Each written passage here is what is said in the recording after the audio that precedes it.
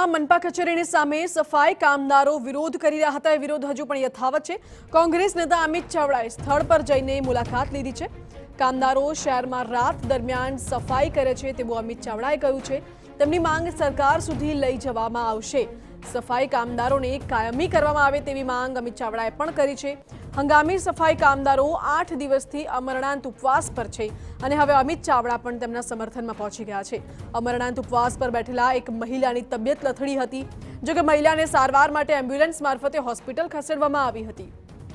છેલ્લા 8 દિવસથી આ સફાઈ કામદારો અમરણાંત ઉપવાસ પર છે। તેમની માંગ છે કે તેમને કાયમી કરવામાં આવે, પગાર વધારો સહિતની અન્ય ઘણી બધી માંગો છે, જેને લઈને આ સફાઈ કામદારો છેલ્લા 8 દિવસથી વિરોધ પ્રદર્શન પર હતા અને તેમની મુલાકાત લેવા માટે કોંગ્રેસ નેતા અમિત ચાવડા પણ પહોંચ્યા। જોયું કે કામદારોની તબિયત બગડવાને કારણે એમ્બ્યુલન્સમાં લઈ જવા પડે છે, એમના જીવ પર જોખમ છે, આરોગ્ય બગડી રહ્યું છે, તેમ છતાં તંત્રની ઊંઘ ઉડતી નથી અને આ એક જગ્યાનો નહીં, આખા ગુજરાતનો પ્રશ્ન છે। કોન્ટ્રાક્ટ આઉટસોર્સિંગ પ્રથાના નામે વર્ગ 4ના કર્મચારીઓનું બધી જગ્યાએ શોષણ થાય, અન્યાય થાય છે। ત્યારે આ સુરત મહાનગરપાલિકાના જે પણ સત્તાધીશો છે એમને પણ વિનંતી છે, સરકારને પણ વિનંતી છે